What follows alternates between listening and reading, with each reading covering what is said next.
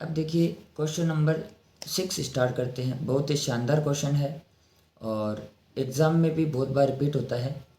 इसको एकदम अलग तरीके से करवाएंगे ताकि हर स्टूडेंट के समझ में आ जाएगा। इससे बढ़िया तरीका आपको कहीं भी देखने को नहीं मिलेगा। आइए स्टार्ट करते हैं। यदि कोण ए और कोण बी न्यून कोण है तो हमें क्या करें, सबसे पहले एक समकोण त्रिभुज बना लेते हैं।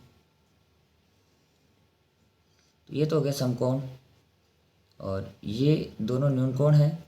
तो एक को तो मान लेते हैं ए और एक हो गया बी, क्योंकि दोनों में दे रखा है कि कोण ए और कोण बी दोनों क्या है, न्यून कोण है। तो इसको क्या मानते हैं, सेम मानते हैं।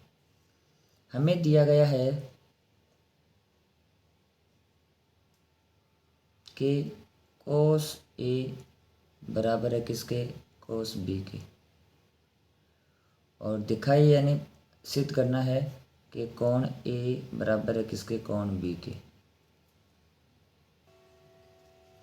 तो अब आगे हम ये देखेंगे कि हमने एक समकोण त्रिभुज बना लिया है और दोनों हमें दिया गया कि ए और बी दोनों न्यून कोण है।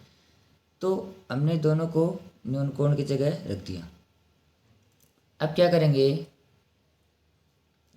हमें दिया गया है कोस ए और कोस बी। तो सबसे पहले ये ज्ञात करते हैं। तो देखो कोस ए, कोस क्या होता है, कोस होता है आधार बटे कर्ण।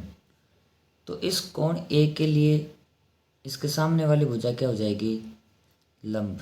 तो ये बन गया इसका आधार। तो आधार हो जाएगा ए सी, कर्ण तो फिक्स है कितना, ए बी। और कोस बी, कोस आधार बटे कर्ण होता है। तो बी के लिए भी कर्ण क्या रहेगा, फिक्स रहेगा, कोण ए बी। लेकिन इस कोण बी के लिए आधार बदल जाएगा।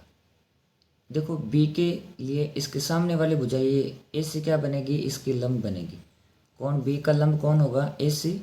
और कोण बी का आधार हो जाएगा बी सी। तो इसको हम लिख दिया हमने बी सी। अब हमें ये दिया गया है कि कोस ए और कोस बी दोनों बराबर है।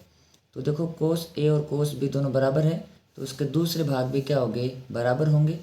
तो हम लिखेंगे कि समीकरण 1 व 2 से, समीकरण 1 व समीकरण 2 से हमें कोस ए और कोस बी दोनों बराबर दे रखे हैं। इसका मतलब इसके दूसरे भाग भी क्या होंगे, बराबर। तो हम लिखेंगे ए सी बटे ए बी बराबर बी सी बटे ए बी। और ए बी से भी क्या हो गया, कैंसिल। तो हमारे पास यहाँ से क्या रिजल्ट निकल के आया है कि ए सी बराबर बी सी। तो अगर त्रिभुज में बात करें तो ए सी भुजा तो ये हो गई और बी सी हो गई ये। इस त्रिभुज ए बी सी में हमारे पास ए सी और बी सी दोनों बराबर आ चुकी। अब हमने छोटे क्लासों में यानी पिछली क्लासों में ये पढ़ रखा है कि त्रिभुज में एक विशेषता होती है कि जो भुजाएं बराबर होती है उनके सम्मुख कोण भी क्या होते हैं, बराबर होते हैं। तो ये देखिए ए सी के सम्मुख कोण कौन सा हो जाएगा, ए सी भुजा और बी सी भुजा दोनों बराबर है। तो इनके सामने वाले कोण भी क्या होंगे, आपस में बराबर होंगे। ए सी के सामने वाला कोण बी और बी सी के सामने वाला कोण कौन सा हो गया, ए। तो हम लिख सकते हैं कि कोण ए बराबर क्या आ जाएगा, कोण बी। क्यों, क्योंकि दोनों भुजाएं बराबर है त्रिभुज में, तो इनके सम्मुख कोण क्या होंगे, बराबर। तो देखो ए सी के सम्मुख कोण ये कोण बी और बी सी के सम्मुख कोण ये कोण कौन सा हो गया, ए। तो कोण ए बराबर कोण बी। कारण लिख देंगे इसका कि बराबर भुजाओं के सम्मुख कोण या सामने वाले कोण।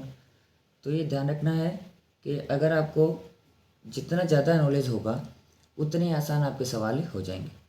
तो हमें ये पहले भी हमने पढ़ चुका है पिछली क्लासों में कि त्रिभुज के सामने वाली भुजा यानी त्रिभुज के अगर 2 भुजाएं या 3 भुजाएं, कितनी भी भुजाएं अगर बराबर होती है तो उनका सामने वाला कोण क्या होता है, बराबर होता है। और हमें ये क्या करना था, सिद्ध करना था, जो हमने बड़े आसानी से कर लिया है।